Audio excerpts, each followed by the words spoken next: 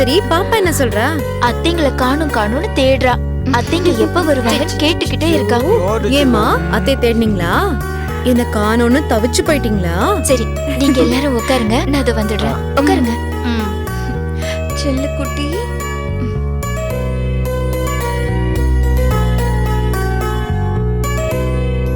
தாமரை போய் பேசு.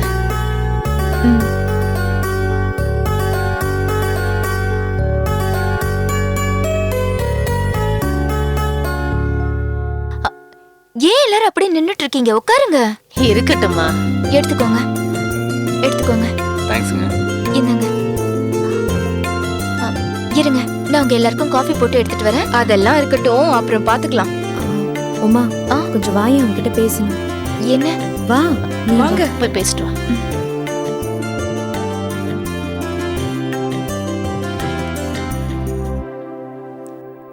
ஓ குழந்தைக்கு என்ன தூக்கம் வந்துருச்சு போல. அவளை கூட தொட்டில போட்டுட்டு வரேன். அச்சச்சோ.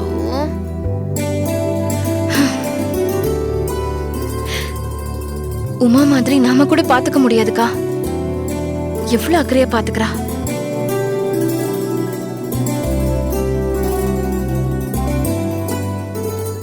உமா எனக்கு ஒரு சத்தியம் பண்ணி கொடுப்பியா? என்ன தாமரை, ஏன் இப்படி கேக்குற? அது இல்ல, அண்ணி இறந்து போயிட்டாங்கங்கிறதுக்காக பாப்பா வாழ்நாள் பூரா தாயே இல்லாம வாழணுமா? கூடவே இருந்து அன்பு செலுத்துறதுக்கு ஆள் இல்லாம, கூடவே இருந்து அரவணைக்கிறதுக்கு ஆள் இல்லாம எப்பவும் ஒரு அனாதை மாதிரி தான் பாப்பா வாழணுமா? தாமரை, இப்ப நீ என்ன சொல்ல வர? உமா, என்னாலையும் என் தங்கச்சியாலையும் குழந்தைய பத்திரமா பாத்துக்க முடியும்.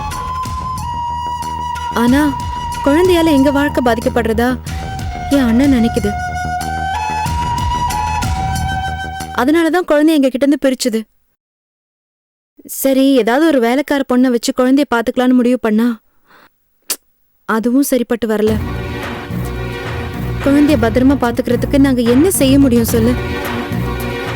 இப்ப நீ என்ன சொல்ல வர தாமரை? நான் இந்த குழந்தைய பாத்துக்கணும்னு சொல்ல வரியா? சரி, நான் பாத்துக்கிறேன்.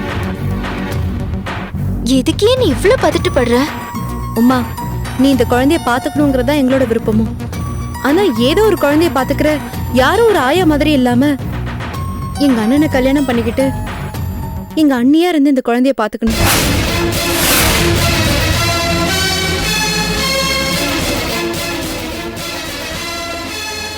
தாமரை, உமா, நான் உன்கிட்ட கேக்குறது ரொம்ப பெரிய உதவிதான். எந்த பொண்ணுக்கும் இந்த முடிவு அவ்வளவு சுலபமான முடிவில்ல. ஆனா நீ எங்களுக்காக இந்த முடிவுக்கு சம்மதிக்கணும்.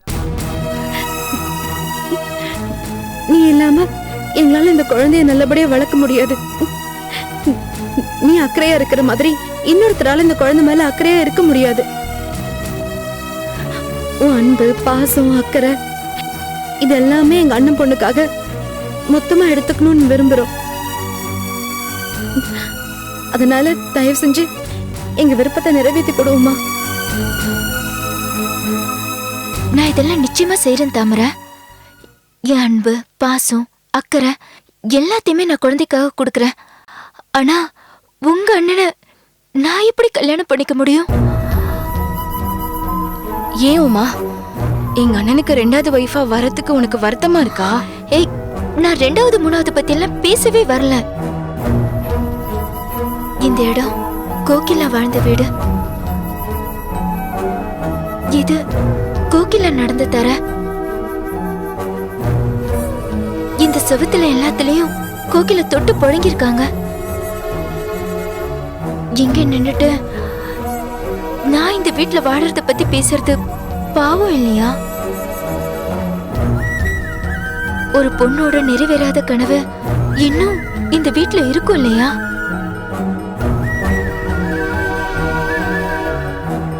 அதை எப்படி நான் பங்கு போட நினைக்க முடியும்?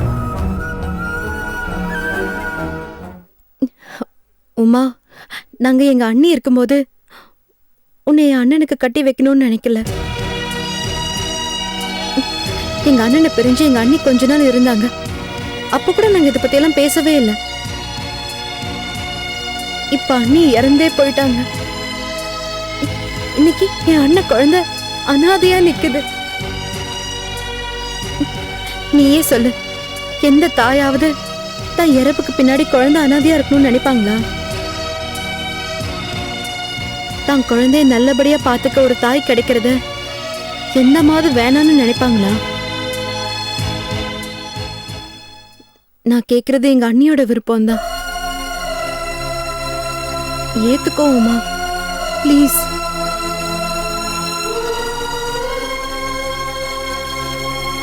உமா, உங்களை தவிர வேற யாரும் இந்த குழந்தைய நல்லா பாத்துக்க முடியாது உமா. நீங்க இல்லனா என்னைக்குமே இந்த குழந்தைக்கு இன்னொரு அம்மா கிடைக்காது. இந்த குழந்தை காலத்துக்கும் அம்மா இல்லாத குழந்தையாதான் வளரும்.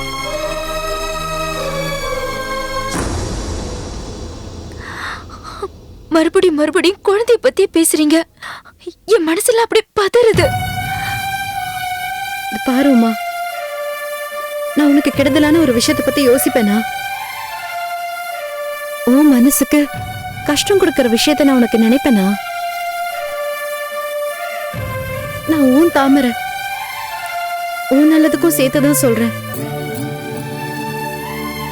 தயவு செஞ்சு என் முடிவை ஏத்துக்க ப்ளீஸ். ப்ளீஸ் உமா.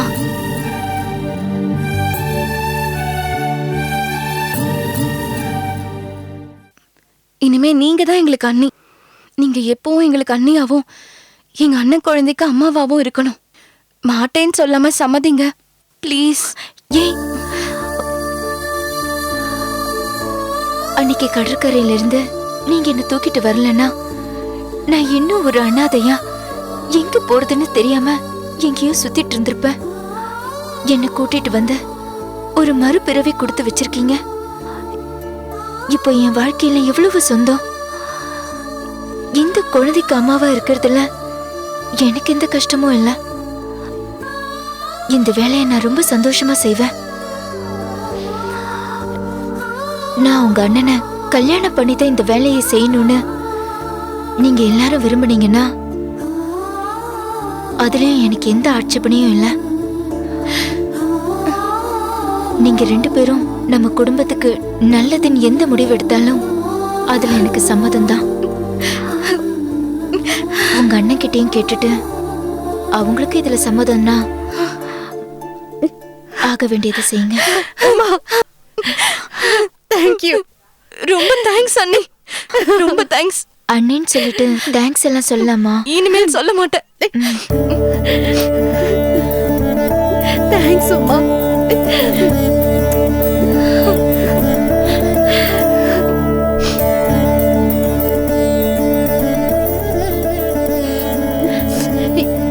குழந்தை எடுத்துட்டு வரேன். சந்தோஷம் அண்ணி.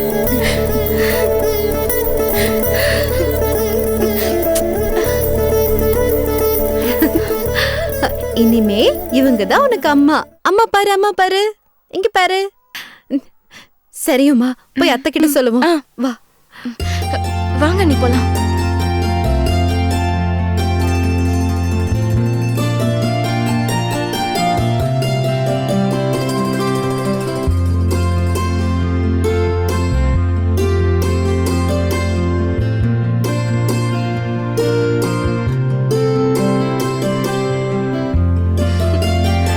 தாமரை,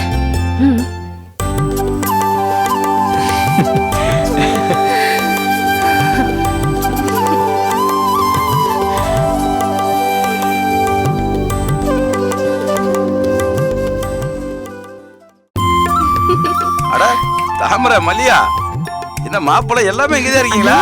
அண்ணே, என்னப்பா தாமரை, பெங்களூர்ல இருந்து நேரம் இங்க வந்துட்டீங்களா? ஆமா. உனக்கு உடம்பு எப்படி இருக்கு? பரவாயில்லையா? நல்லா இருக்குப்பா. அது என்னமோ விளையாட்டு அம்மையா, பெரியவங்களாலதான் தாங்கிக்க முடியுமா, குழந்தைங்களால தாங்கிக்கவே முடியாதான். நானு நம்ம பாப்பாவுக்கு வந்துடும் நான் பயந்துட்டே இருந்தேன். நல்ல வேலை, அந்த மகமாயி உமாவை அனுப்பி குழந்தைய காப்பாத்திருச்சு. தம்பி, அந்த மகமாயி இன்னொரு வேலையும் செஞ்சு கொடுக்கணும்னு வேண்டிக்கிட்டு தான்ப்பா நாங்க எல்லாருமே இங்க வந்திருக்கோம். என்னப்பா? நீ முதல்ல வந்து உட்காரு. உட்காருங்க. உட்காருங்க மச்சான்.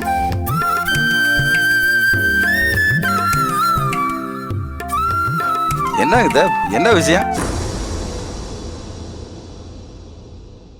இந்த பேச்ச முதல்ல ஆரம்பிச்சப்போ அதை தூக்கி எறிஞ்சு பேசுனது நான் தான் மச்சான். இப்போ அந்த பேச்சை நானே ஆரம்பிச்சு வைக்கணும்னு வந்திருக்கேன். நீங்க சரின்னு சொல்லி எங்க எல்லார் மனசையும் சந்தோஷப்படுத்தணும். என்னப்பா மாப்பிள்ளை ஏதோ சொல்றாரு? என்ன மாப்பிள்ளை, என்ன விஷயம் சொல்லுங்க. போர்ஸ், நான் ஸ்ட்ரெயிட்டா விஷயத்துக்கு வரேன். நீங்க உமாவை கல்யாணம் பண்ணிக்கணும்னு நாங்க எல்லாருமே விருப்பப்படுறோம்.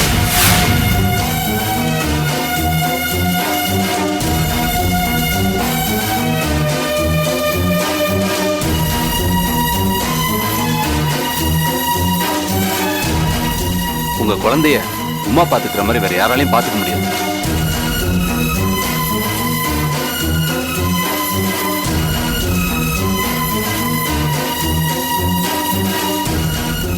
தாமரையும் மல்லிகாவும் பாத்துக்குவாங்க தான், ஆனா கூடவே இருந்து பாத்துக்கிற மாதிரி வருமா?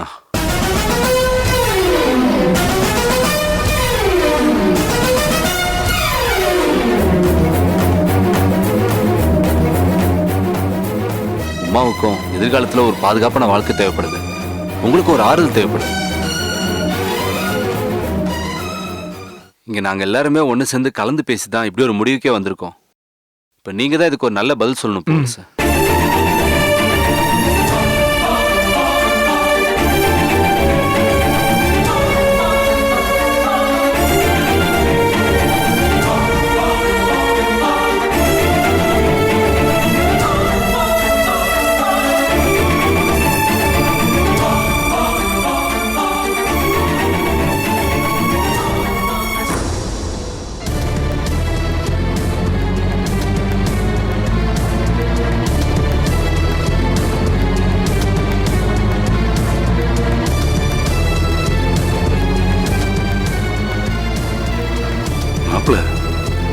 நானும் கோயிலாவும் ஒரு வாழ்க்கை வாழ்ந்துருக்கோம், அதுக்கு ஒரு மரியாதை இல்லையா? இப்படி கோயிலா போய் 8-9 மாசத்துக்குள்ள நீங்க எல்லாம் இப்படி யோசிக்கலாமா?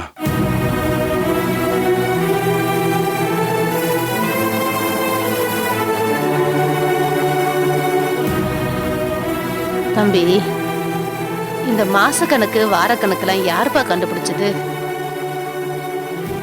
நம்ம வசதிக்கு நாம கண்டுபிடிச்சது தானே. நம்ம எல்லாருக்கும் ஒரு விஷயம் சரின்னு பட்டுச்சுன்னா அந்த மாச கணக்குலாம் ஒரு விஷயமா என்ன? அது இல்ல, குழந்தைய நானே தனியா பாத்துக்கிறேன். அதுல எல்லாம் எனக்கு எந்த கஷ்டமும் இல்லைன்னு. பேச்சுக்கு நாம அப்படி சொல்லலாம்பா. இந்த 7-8 மாசத்துல நம்மளால எவ்வளவு பார்க்க முடிஞ்சிச்சு? குழந்தை மரணம் வரைக்கும் பார்த்துட்டு வந்தது தானே மிச்சம். ஒரு அம்மா குழந்தைய வளர்க்குற மாதிரி யாராலையும் வளர்க்க முடியாதுப்பா.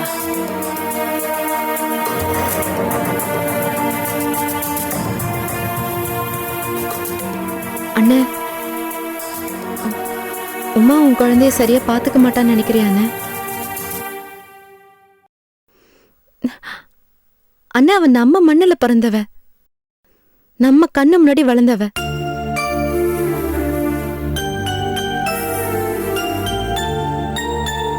உமா நம்ம சொந்தம் இல்லைனாலும் நம்ம பந்தம்னு.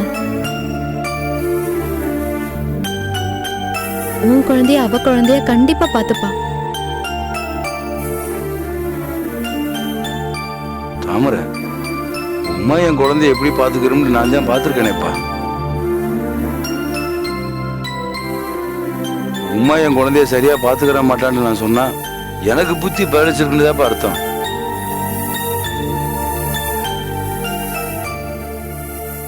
குழந்தைய பக்கத்துல வச்சுக்கிட்டு சொல்றேப்பா, இன்னைக்கு குழந்தைய காப்பாத்துறதுக்கு உமா போட்ட சண்டைய இன்னைக்கு கோயில உயிரோடு இருந்தா போட்டிருப்பாளன்றதே சந்தேகம்தாப்பா.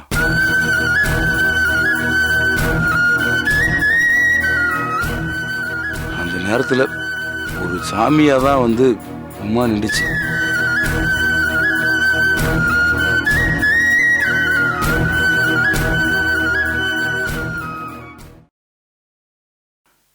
அதுக்காக கல்யாணம் பண்ணிக்கிறேன்னு யோசிக்கிறதெல்லாம் நல்லா இருக்காதுப்பா.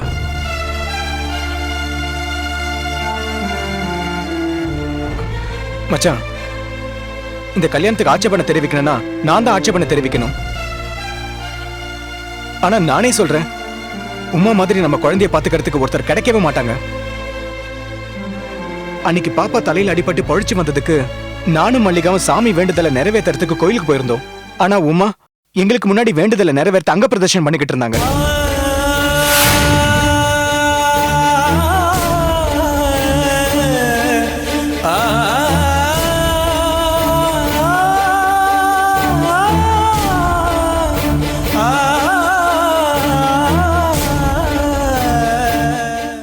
மச்சான், உங்க குழந்தைக்கு ஏதாவது ஒண்ணு அவங்க ஏன் மச்சான் தவிக்கணும்? அவங்க ரத்தம் ஏன் துடிக்கணும்?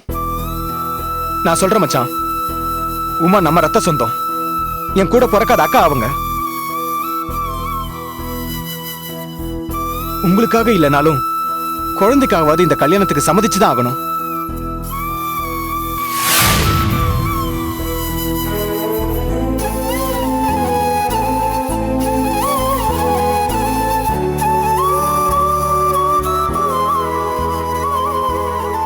அண்ணன், நாங்க இத்தனை பேர் தப்பா யோசிப்போமா? இங்க எல்லாருக்கும் ஒரு விஷயம் சரியா படுதுன்னா அதுல ஒரு நியாயம் இருக்குன்னு தானே அர்த்தம். ப்ளீஸ்ண்ண, எங்க முடிவுக்கு சம்மதம் சொல்லுண்ண, ப்ளீஸ்ண்ண.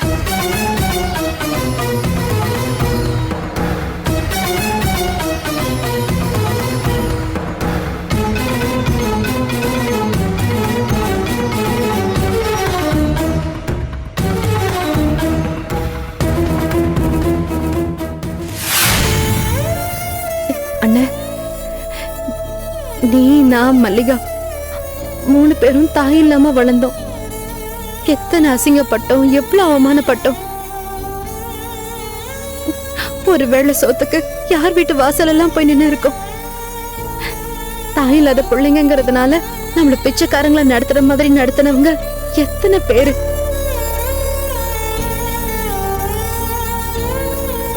இத்தனை வருஷத்துக்கு அப்புறமும் அந்த அவமானம் கசப்பா இன்னும் என் மனசுல இருந்துகிட்டே தான் இருக்கு.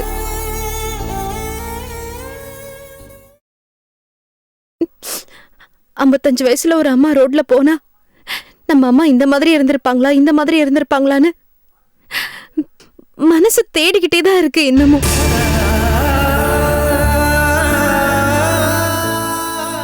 இந்த கஷ்டம் எல்லாம் உன் பொண்ணுக்கும் வரணும்னு நினைக்கிறியா?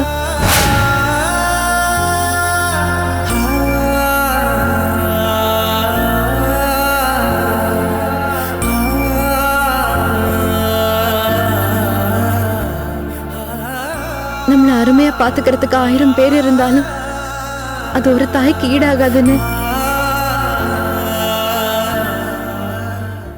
வேற யாராவது இருந்திருந்தா கூட நான் இதெல்லாம் யோசிச்சிருக்க மாட்டேன். உமாவ கடவுளே உன் குழந்தைக்காக அனுப்பின தாயின்னு.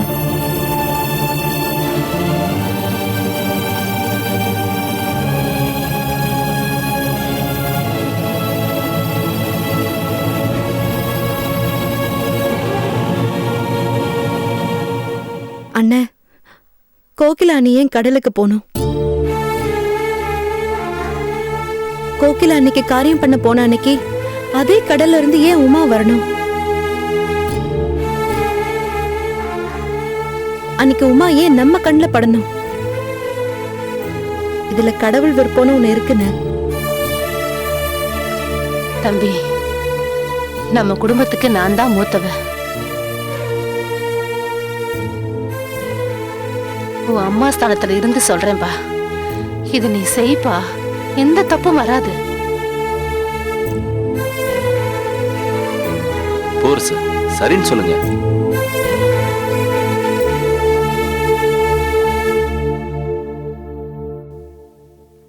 மச்சான், சரின்னு சொல்லுங்க மச்சான்.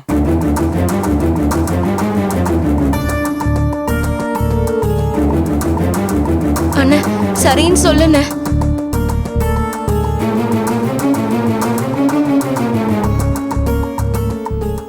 சரின்னு சொல்லுன.